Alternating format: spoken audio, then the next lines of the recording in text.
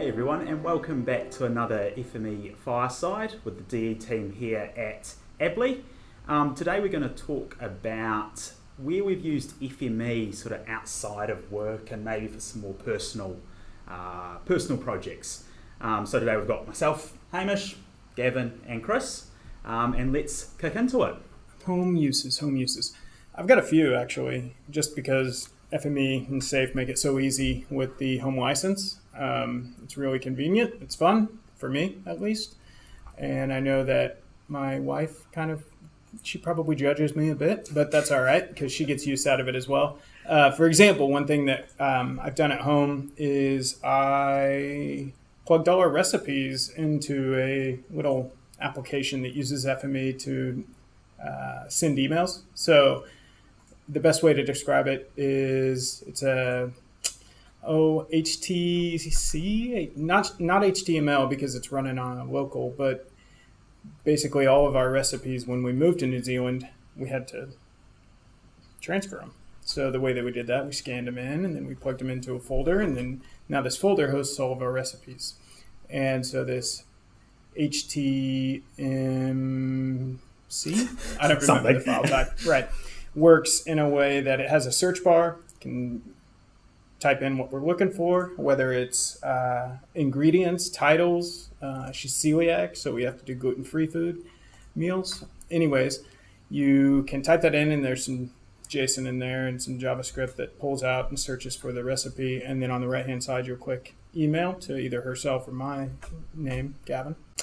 And it'll email it directly to us just using command prompt, FME. Command prompt, yeah. So right. So you've got like a sort of a scheduled task set up.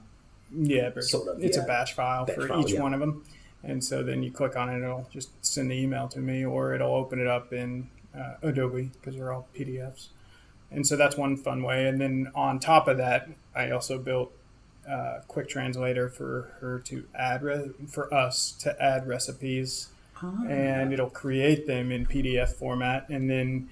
Not only that, but it uses the keywords, the ingredients as keywords to add on to the search. So now, like when you go and you use a search bar, you can search for just courgette or asparagus or any other ingredient. And it'll give you a list of all recipes that you've got within your catalogue. Yeah, and then you can just click the email button. And the reason we chose email is... Who do you email to? To ourselves, basically. And that way you can email to yourself. Yeah, exactly. So that when... let's say I'm at the grocery store and I'm like, oh yeah, we were going to make what this week? Then it'll be right there, and you can pull it up on your phone. There's definitely better ways to do this where it's actually on the web. But for us, just something to have on our laptop that is quick and easy. It was kind of a fun project that we used it for. And are you using like OCR or anything or you haven't got that far yet? No, both. I've used it. Had a little bit of luck picking some stuff out, but sometimes the images are blurry or the text is a different font, and it just got a little bit messy. But it did work on some. So there are just text files that hold some of the keywords like that on the OCR over there. Yeah, because there's one of the other ones. You can hand enter the recipe, or you can take a photo and submit it. And we have a little Dropbox thingy where it'll go and grab it, and you basically it's a form, more or less, that you fill out with the recipe, and then take a photo of it, and it'll put it up there. And then when you're emailing it to yourself, instead of having the formatted one, it's actually just an image in PDF. Yeah. So that's one really random kind of one that we've used that sits in our laptop and gets used weekly. Yeah. Wow. Yeah. Oh, that's really cool. Yeah. All right, so I've used FME for a few things outside of work. For a while I was running my own FME server at home, but just on the home license, but didn't really have much use for it, so I ended up getting rid of it. But something that I've started, I say recently in the last year, is I participate in a sport called powerlifting, as you guys probably know, and I've been brought onto the committee, or I'm part of the local committee for the Canterbury Powerlifting Association. And I run sort of the tech side of things, so do the live streams, and part of that wider system is a record keeping piece of software that's open source and is called open lifter if my screen wants to change. And it's called Open Lifter, and it's a web-based sort of piece of software where you can manage the meet and how it all runs. So you can specify all the registrations, all the people, all their ages, their weights, and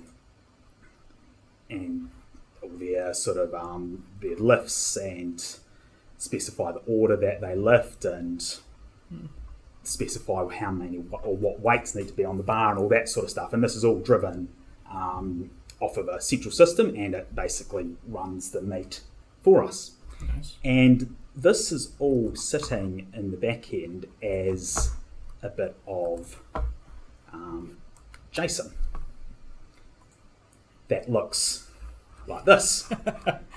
And historically, what would happen would be when the meet was set up, someone would go through manually and register all the lifters. And for some lifts, or for some meets, we'd have 100 lifters. Mm-hmm. For nationals, we'd have 400 or 500 lifters. Yeah. So you can imagine going line by line, row by row, entering all this information would be quite time consuming and actually pretty error prone. So I looked at that and thought, well, this is a solution. This is a problem that I do very regularly at work. Yeah. Like taking data from one format into the other. Mm-hmm. So we have a Google form sheet that the people register for their event, and that comes out in a standardized format. We can control that. So then what I built was a FME process that converts that input form into the required JSON structure, JSON schema for OpenLifter, which basically meant that it took me a couple hours, maybe half a day to build that process, which is longer than it would take someone to enter it. But now in the future, it takes, in FME, it takes about 10 seconds to produce all the required inputs into OpenLifter for the last event we had. I think there were 80 lifters for an 80 lifter event. Now, obviously, FME is a commercial piece of software, and I was doing all this on my home license. So unfortunately, it now no longer sits on FME, and it's actually been converted into Python, into and then compiled into an executable. Yeah. But I started off in FME because that was the tool I knew, and it basically provided me the steps to then lay out and write the Python to implement that. And what I've done now is provided it to everyone else on the committee and put it on our shared drive and basically said, hey, if you guys go and double click on this executable, it will ask you a few details like what's the date of the meet, what's the name, where's your file from Google Sheets, and it will ask so you can enter all that information and you hit enter. And I think when I timed it for the 80 lifters, it was about 2 seconds. So a bit of a improvement. A massive improvement and really streamlined some of that setup. That's cool. So that was, and I've used it for many other things at home, and just like you were saying with your partner, mine knows exactly what FME looks like. She doesn't know what I'm doing, but she knows what FME looks like and will question me if I've got FME open on any laptop screen when I'm at home. And be like, no, it's not work, it's powerlifting stuff. Oh man, there's times that I get asked, you're going to make sure that process isn't running like point cloud. You're not going to ruin our laptop, are you? Because there's been some times that CPU is really ramped up. But you got anything? Yeah. So I can provide you with a workspace example. So the one I'm talking about is what I named VMF to FME AR. Ooh, so this was about 4 years ago when FME AR was kind of the new thing, and I wanted to kind of learn how it was. Where's the start? Somewhere over on the left-hand side. Somewhere over here. I mean, this is when you're just kind of making stuff. You just throw it together. So to get some data to put into FME AR, I kind of just thought about stuff that I was familiar with, and so had a look at games. And I was like, is there a way that I can put a video game map into FME AR? That's pretty sick. And so the game I was playing at the time was Team Fortress 2. So I had a look into the game files, and they have the map files in there, of course, when you've got to kind of decompile it, but you can kind of get them online. It's not too hard. Those are all free.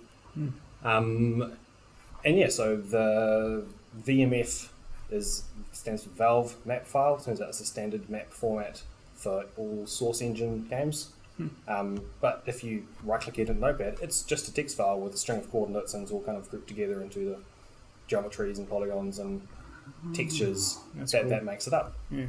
Which is where you're doing stuff like I see here, creating vertices and extracting your coordinates list, because it's all just a text-readable file with no structure. And maybe 600,000 lines of text, but it's all just that. And if you can figure out how to kind of group them together into the individual features that are there.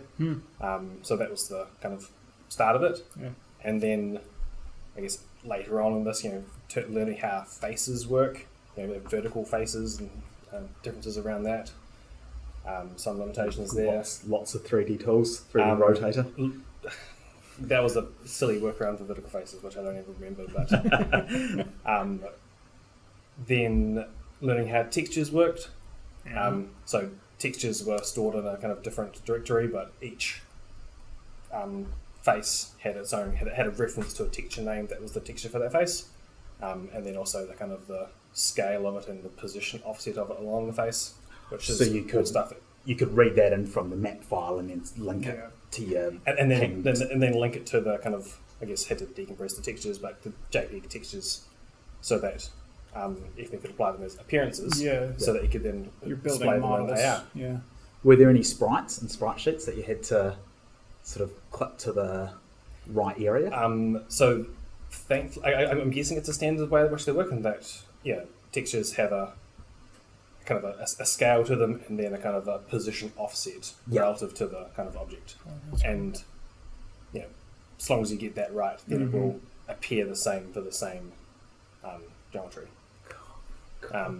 That is cool. And I didn't get everything in there, because obviously a map is more than just the kind of ground and then the kind of geometries that are built on top of it. You've also got do you call them sprites, or just like various other just objects that are in the map that aren't part of the map geometry. It's kind of how it works. Like a crate that might be set. Like a door that crate opens, or a large rock or a door or something like any object that can be interacted with is not part, part of the standard map geometries. They kind of they were stored in separate files essentially, and referenced as part of the map file. So I didn't get around to building them into it, because I'd have to kind of redo some of this for all the different files. But in terms of just like building the regular kind of map geometry, but getting so that FME could read it, and then as soon as you've got like a 3D faces and you've got textures on them, then just FME AR writer, and it works in AR. That's cool. Yeah, it's cool. That's nice.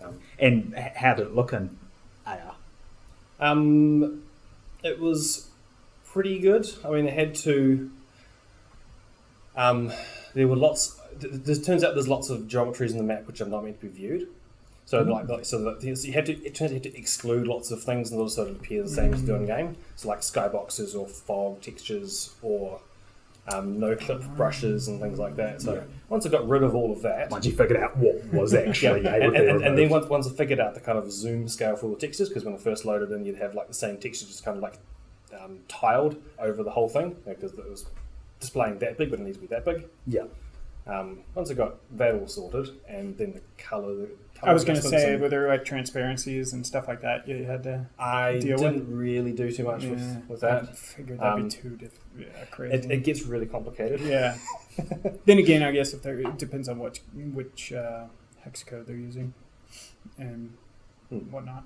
But at the end of it, you can just kind of get a map file and then run it through, and it comes out as a FME AR file that you can just kind of display in there.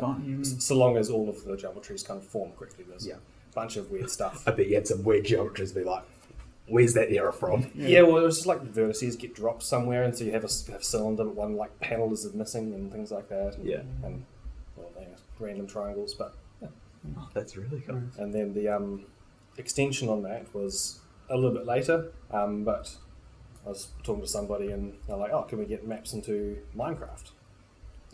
Could specifically it was like a Counter-Strike surf map with Surf Omnific. Could we have that in Minecraft? And I was thinking, well, I've got a thing that I can do that with. Yeah, and so you've gotten halfway there. Yeah, I got halfway there. I've got like the geometries, built up, and then you don't use textures that point to this Minecraft, but can convert that into Minecraft blocks, and there are kind of examples online for how to do that. Yeah. And then you just have to build up a kind of a texture mapping file for that, like this named texture maps to this block type in Minecraft.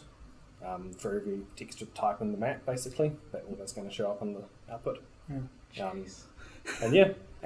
then you can figure out how you place it onto a flatland map in Minecraft. And Bob's your uncle. You've got a CS guy or a Counter-Strike map that you can play in.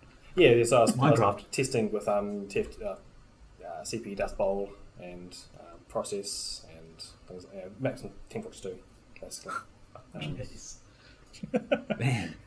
Well, I think the cool thing about that is we've all had 3 very different use cases totally. for me, and that just shows how variable and how you can adapt FME to many different scenarios. I mean, that was an example where I didn't have like a specific use for it. I was like, I just want to see how FME works.